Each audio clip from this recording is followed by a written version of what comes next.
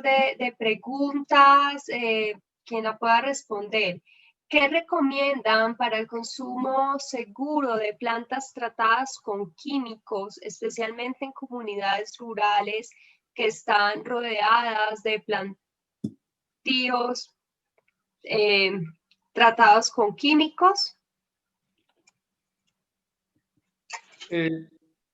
Bueno, en México tenemos muchas zonas indígenas que están recibiendo agroquímicos, pesticidas, y tenemos problemas de salud muy fuertes.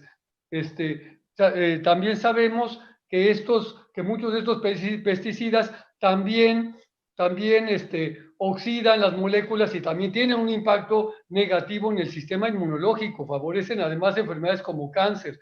De manera que sí recomendamos identificar los agroquímicos que ya están prohibidos en otros países y poder en cada una de estas naciones trabajar para limitar la producción y la utilización de estas sustancias agroquímicas en los cultivos, sobre todo las que están demostradas que tienen impactos negativos para la salud. En México tenemos ahorita esta situación con el glifosfato, es un herbicida que se utiliza, que tiene investigaciones que lo relacionan fuertemente con el cáncer. Gostaria de contribuir, porque, infelizmente, o Brasil atualmente é considerado campeão do mundo em quantidade de pesticidas, como xenobiótico, que é quase o contrário de um probiótico, levando a uma disbiose intestinal que tem levado, inclusive, a doenças autoimunes, além de câncer, como Hernan comentou. E tem um estudo interessante sobre o brócolis, que é riquíssimo em enxofre como antioxidante, que consegue ter um efeito sanador, um efeito protetor em alta concentração. Depois eu posso passar a referência, mas creio que o mais importante é a estratégia de delimitar, de mapear e delimitar. Nesse momento está sendo feito um mapa de uso de agrotóxico em ninhos de todo o Brasil, e eu creio que em outros países também deve haver esse mapeamento, porque é um problema muito sério de saúde pública e temos que evitar em primeiro lugar. Graças. E uma coisa muito importante, hoje é aniversário de Caio, então gostaria de dar cumpleaños para Caio, muitas felicidades. Obrigado, Ricardo. Obrigada, Ricardo. Y también parabéns para Caio, de todo el equipo, toda la red. Parece que no hay muchas preguntas en realidad, lo cual es la primera vez que nos ocurre aquí. Bueno, acá hay una de Ana Becerra. ¿Hay evidencias de sustancias naturales que aumenten el interferón?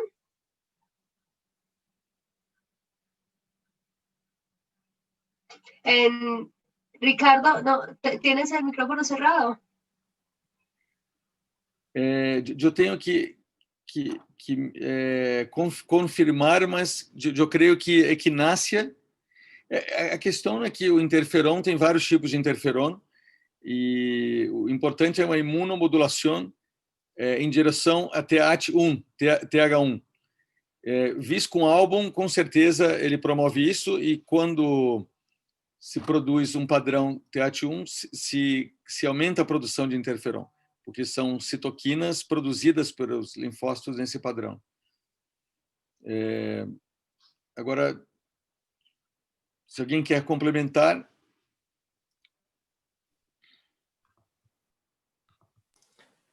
Ricardo, sim, equinácea é uma planta que pode aumentar o interferon.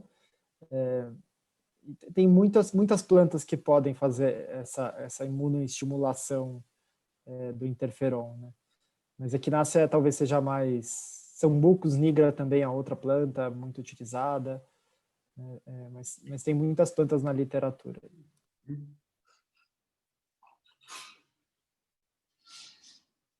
Hay otra pregunta que nos hacen aquí. ¿Es recomendable el consumo de suplementos de probióticos en pastillas, cápsulas, o es suficiente con el consumo de alimentos naturales como kefir, chucrut, etcétera? Essa é uma pergunta muito boa. Posso só começar? Todos aqui podem falar, porque, como eu citei, a diferença entre licopeno e tomate, e hoje tem um estudo mostrando que a riqueza e a biodiversidade do microbiota é tão grande que é impossível suprir de uma forma com suplementos. Então, os suplementos eles são interessantes para iniciar um tratamento quando existe por exemplo, após ou junto com antibiótico ou por um tempo, mas a alimentação seria o ideal como uma forma, inclusive, sustentável e para a saúde pública temos que pensar numa forma de impulsionar. E gostaria de destacar a experiência de Peru, que tem talvez, junto com o México, uma das maiores biodiversidades alimentares do mundo, como isso é muito importante, como um padrão de qualidade, a biodiversidade para promover, através de prebióticos da alimentação, uma microbiota saudável. Então, mas tem um estudo sobre câncer e microbiota mostrando que o uso excessivo de suplementos como fazemos 4, 5 cepas solamente pode levar ao empobrecimento da microbiota intestinal. E isso hoje se usa muito, então é importante a alimentação. Só complementando a fala do Ricardo, é muito, assim, o que existe de evidência é que a maioria dos probióticos eles são bastante limitados do que tem no mercado por causa disso, porque existe realmente uma quantidade muito grande que compõe a nossa microbiota. Ela tem aspectos individuais, mas ela não é facilmente modificável. Então, algumas vezes, pode iniciar um tratamento, pode ser importante para iniciar um tratamento para gerar uma mudança primária da microbiota em casos onde aquela resistência que eu disse, aquela adaptação, ela está muito fixa.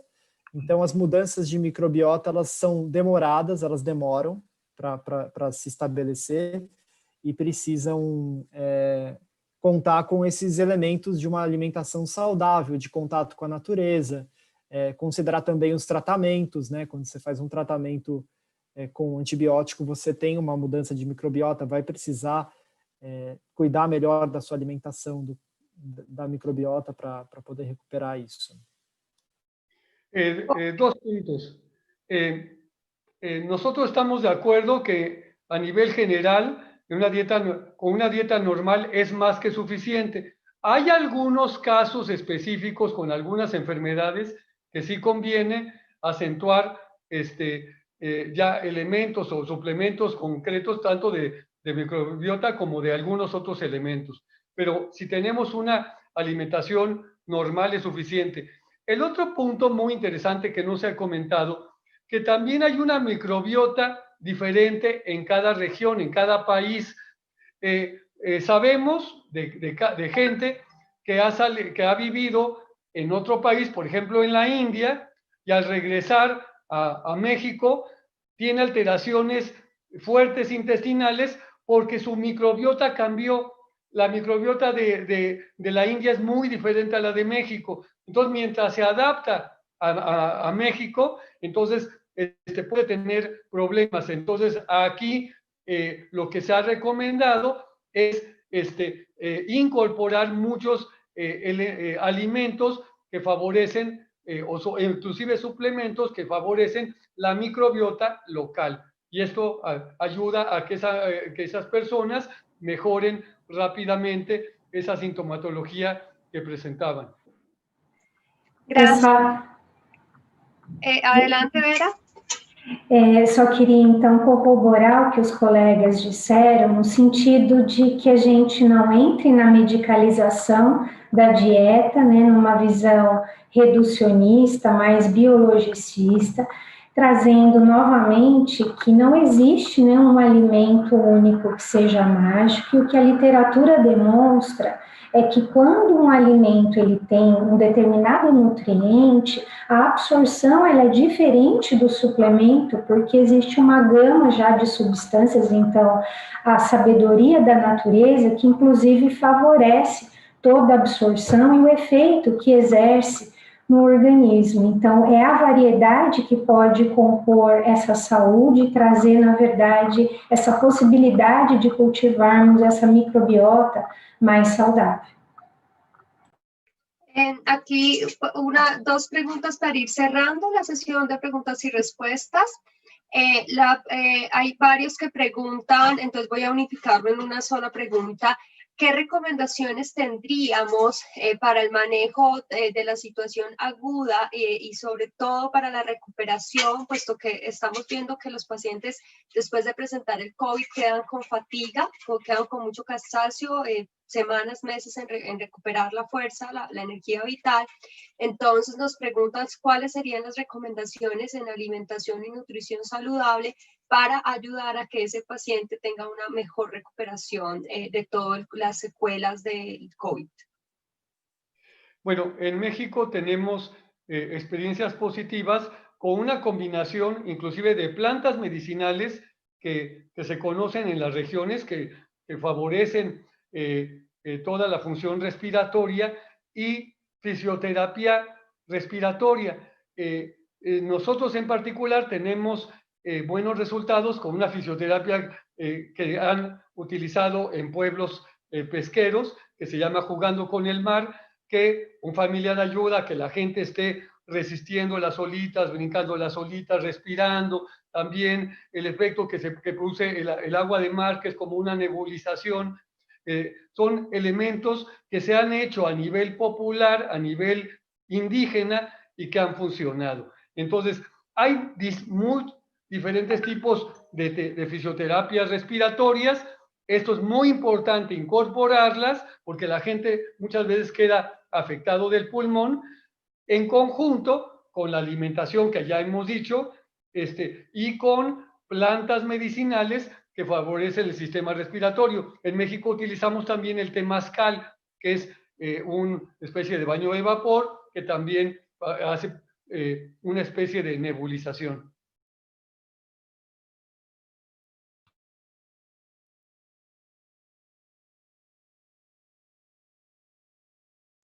Vera, Ricardo, no te escuchamos, tu micrófono. Gostaria de acrescentar, graças.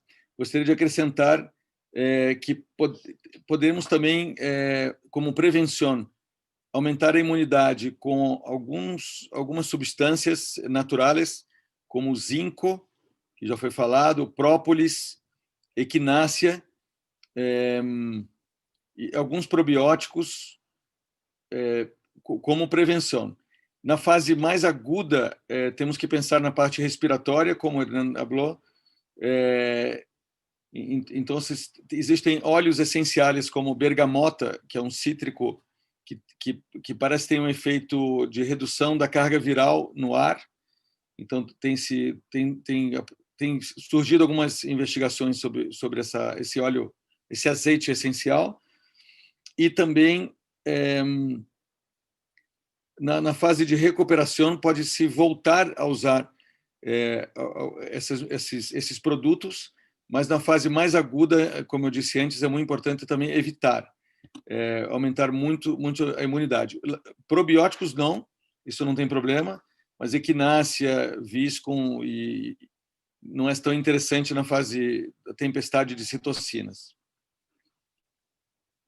Nessa fase, o melhor mesmo é corticoide. É bom dizer isso, porque aqui estamos falando dentro de uma perspectiva integrativa e não alternativa.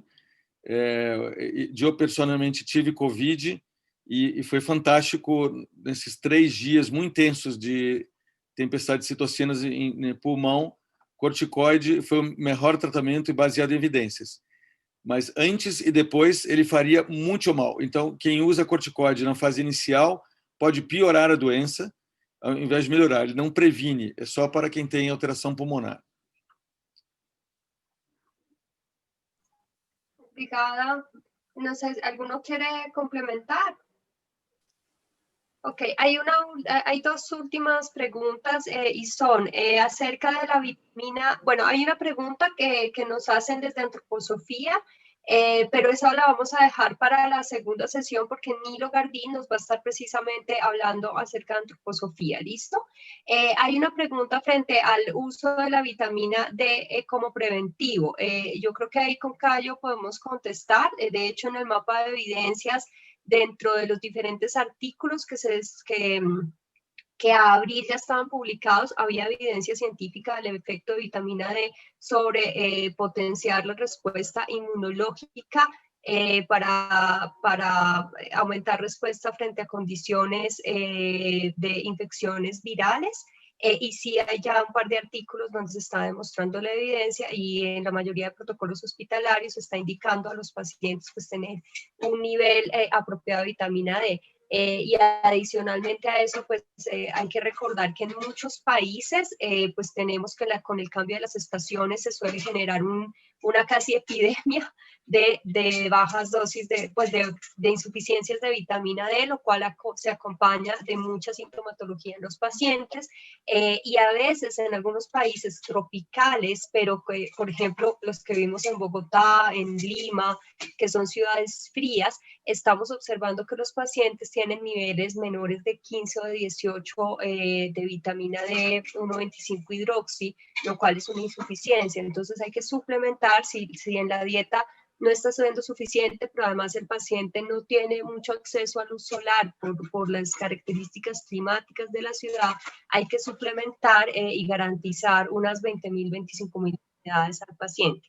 Pero obviamente estas son recomendaciones generales que idealmente se deben acompañar de un seguimiento de los exámenes del paciente y pues mirar el metabolismo de cada paciente, ¿no? Aquí estamos hablando de temas muy generales, pero es ideal que el médico o el profesional de salud especialista en diferentes medicinas complementarias, en la que sea, les pueda acompañar el proceso de la suplementación nutricional según las necesidades de cada uno de ustedes. No sé, Cayo, Ricardo. Caio, quer complementar algo ou não? Sobre vitamina D?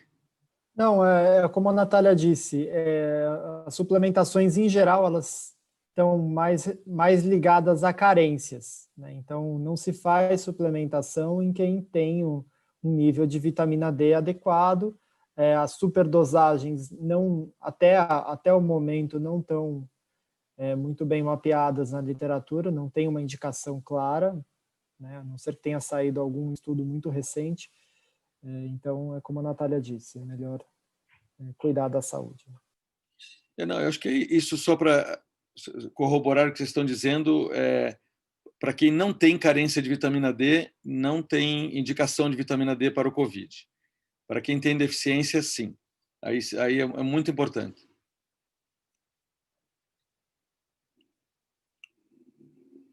Bueno, muy bien. Entonces,